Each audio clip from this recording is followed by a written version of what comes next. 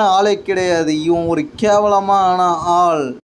இவன் டிகேவுக்கு ஒரு மிகப்பெரிய தலைவலியாக தான் இருக்கிறான். ஏன்னு கேட்டிங்கன்னா இவனோட ட்விட்டெலாம் பயங்கரமாக இருக்குது, பெருசாக இருக்குது. ஆனால் இவனோட பர்ஃபார்மன்ஸ் வீக்காக இருக்குது. அது மட்டும் இல்லாமல் இவன் என்ன பண்ணிகிட்டு இருக்கான்னு கேட்டிங்கன்னா ஜான்சினாவை சவுதி அரேபியாவில் சந்திக்க போகிறான். சவுதி அரேபியாவில் பொறுத்த வரைக்கும் ஜான்சினாவோட வரலாறை எடுத்துப்பார். ஜான்சினா எப்படிப்பட்டவன்றது தெரியும். ஆனால் இந்த சிஎம் பங்க் வந்து சவுதி அரேபியாவில் என்கிட்ட தோக்க தான் போகிறான். ஏன்னா அவன் தோற்று ஓட போகிறத நீங்களும் பார்க்க போகிறீங்க.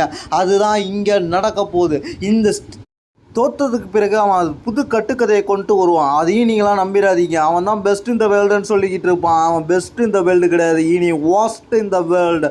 சவுதி அரேபியாவில் தோற்று அவனை ஒஸ்ட் இந்த வேர்ல்டை ஆக்குறேன்.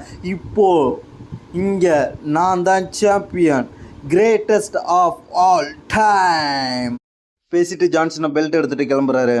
இதுதான் இந்த ஸ்மாக் டவுனில் நடந்துச்சு.